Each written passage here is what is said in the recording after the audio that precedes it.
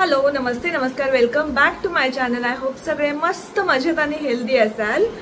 तर जवळजवळ 3-4 दिवसानंतर आज ब्लॉग शूट करायला घेतलाय। माझी दातांची ॲक्च्युली ट्रीटमेंट सुरू आहे। तर मी इथला जो दात होता ना माझा तर तो खराब झाला होता आणि स्माइल देताना पण ते चांगलं दिसत नव्हतं, म्हणून मग मी आता ते ट्रीटमेंट करून घेतली। त्या दाताची टाके पडलेत ॲक्च्युली त्या दाताला, आता त्याच्यावर कॅप बसवायची आहे आणि त्याच्यामुळे हे इकडे काय तर थोडंसं वेगळं दिसेल बोलताना। तर चाललंय ट्रीटमेंट, अजून एक 4 दिवस तरी ते टाके ठेवायचे, त्याच्यानंतर काढायचे आहेत बहुतेक। डॉक्टरने कॉल करतो बोलायचं, बघू आता। राजनंदिनी मॅडम इथं खेळायला लागलेत, त्यांचं काय काय चाललंय। आणि आता घराचं काम बऱ्यापैकी होत आलेलं आहे। सध्या आता वरचं बेडचं काम ऑलमोस्ट संपत आले। आज लॅमिनेशनचं जे काम आहे बेडचं तर ते करायचं आहे। त्यानंतर वॉर्डरोब पण रेडी होत आलेला आहे। सो बऱ्यापैकी हॉलमधलं तर ऑलमोस्ट झालं आहे। फक्त मी अजून तिथं काही असं डिझाईन किंवा थोडंसं वॉल डेकोर वगैरे असं नवीन अजून काय केलेलं नाही आहे। मी आज जाऊन त्यांना बोलायचं म्हणते, कारण एक तर वेळ कमी आहे आमच्याकडे खूप। त्यांना म्हणजे थोडासा एक मध्ये इश्यू झाला होता त्यांच्यासोबत, ज्यांनी आमचं घर डिझाईन करायला घेतलं त्यांच्यासोबत, कारण खूप उशीर त्यांना मध्येच एकदम दुसरे कामं आले, सो ते करायला गेले। आम्ही आधीच त्यांना सांगितलं होतं की आमचं काम घेताना तुम्ही दुसरं कुठलंही करू नका म्हणून, कारण आम्हाला लवकर हवं होतं, कारण हे घर लवकर सोडायचं होतं। कारण दिदीला पण आता सुट्टी कमी आहे, सो तिला पण इथे छोटीशी पूजा घालायची आहे। आता नवीन घर घेतले म्हणजे, सो अशा सगळ्या गोष्टी होत्या आणि आम्ही आधीच सांगितलं होतं की पावसाच्या आधी आम्हाला शिफ्ट करायचं, सो लवकर आवरून घ्या काम म्हणून। पण त्यात त्यांनी खूप मध्ये टाइम वेस्ट केला, त्यात ते काम कंप्लीट झालं नाही। मग शेवटी आम्ही त्यांना सांगितलं की आम्हाला असं या टाइमपर्यंत हवंच आहे, तुम्ही काहीही करून द्या आता म्हणून। मग एक 17 तारखेपर्यंत कंप्लीट करतो म्हणलं। त्यानंतर एक आठवड्याभरात पूजा घेणार आहोत, छोटीशीच करणार आहे, खूप मोठ्याने काही करणार नाही आहे पूजा, अगदी छोटीशी असं करायचं प्लॅन आहे। तर आता खूप साऱ्या गोष्टी प्लॅन काय करायला लागल्यास? तर आता खूप साऱ्या गोष्टी प्लॅन करायच्या चाललेल्या आहेत आणि बघू आता। नरेंद्र आज बोलवले होते पण आज पौर्णिमा आहे, सो आज राजनंदिनीला घेऊन जाऊया नको म्हणलं बाहेर। आणि सगळं प्लॅन चाललाय आता काय काय जेवणाचं, त्यानंतर मंडप घालायला लागेल कारण ऊन आहे। त्यानंतर आल्या बऱ्याचशा गोष्टी आहेत, तुम्हाला माहितीच असतील त्या। तर जस्ट राजनंदिनीची आणि माझी अंघोळ झाली आणि आता जेवणाची तयारी करणार आहे। आज दोघीच आहोत, सो दोघीच बनवायचं जेवण, त्यामुळे खिचडी भात करणार आहे आणि इतका दंगा चालू झालेला आहे।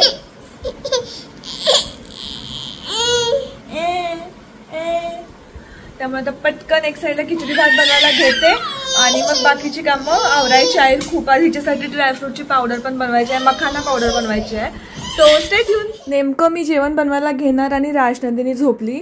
आता कुकर लावायचं म्हटलं की शिट्टीच्या आवाजाने ती उठणार आणि पुन्हा माझी कामं सगळी रखडणार, म्हणून मग अगारो रिगल जो राईस कुकर माझ्याकडे आहे तर त्यामध्येच मी खिचडी बनवायला घेतली। हा मल्टी फंक्शनल असा कुकर आहे, याच्यामध्ये बघा 6 प्रीसेट कुकिंग फंक्शन्स आहेत। तुम्ही याच्यामध्ये डाळ बनवू शकता, भाज्या बनवू शकता, राईस बनवू शकता।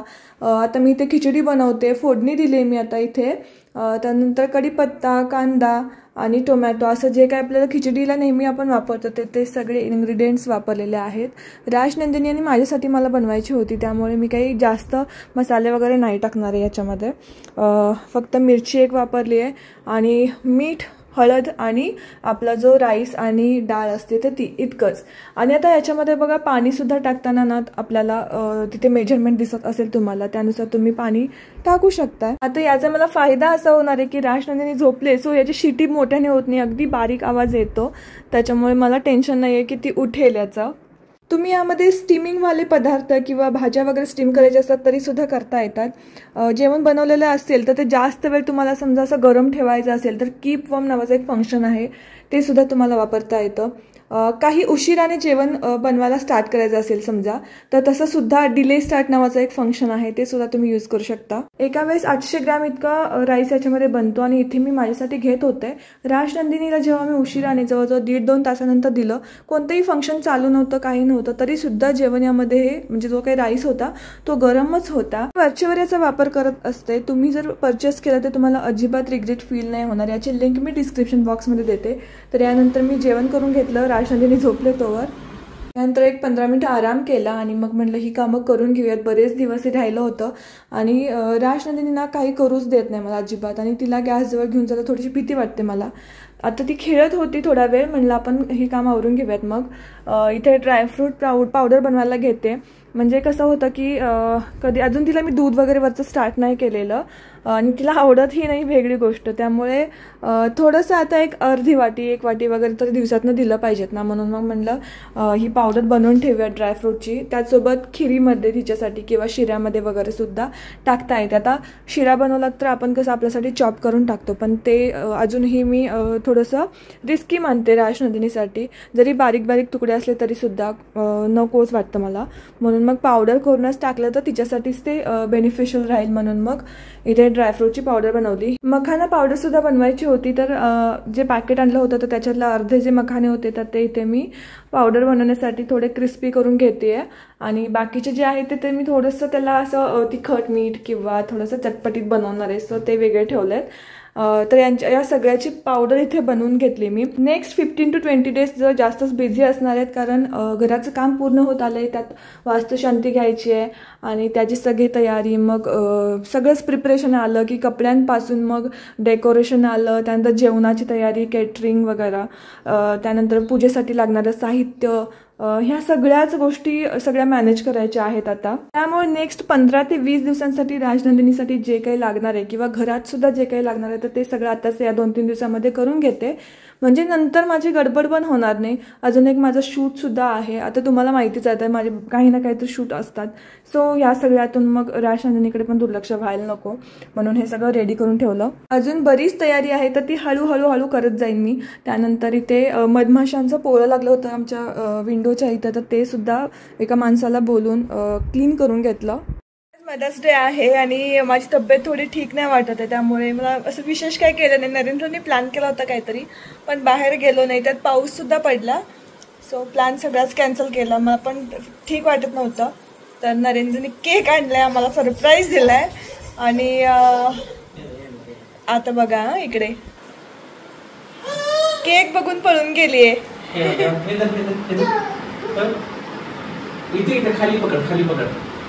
खाली पकड.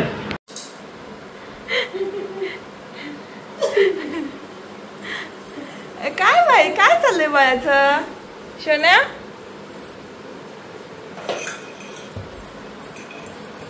चाकू आणायला गेली ती पडलेला. बघू केक बघू. ओहो वाव. थांब बाबू, तू कट करणार? तू कट करणार? हा पिल्या दर कर माझं बाबू कर. हा ये. ती काय कट करते? काय करायला लागलंस बाळा?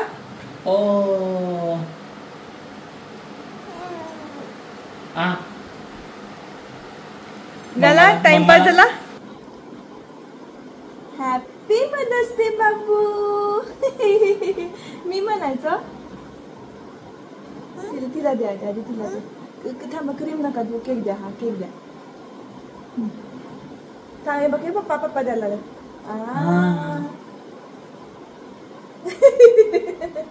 चपाती भाजी नको, हे चालते. Thank you so much. मला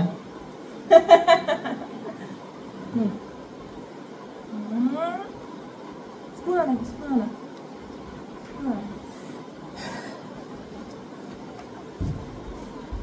चमचे देतो ना.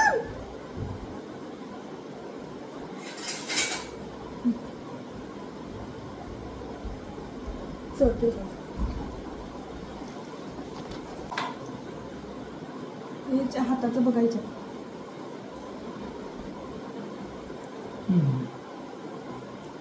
तुझ्या हाताचं जर पुसून चिकट करून टाकायचं.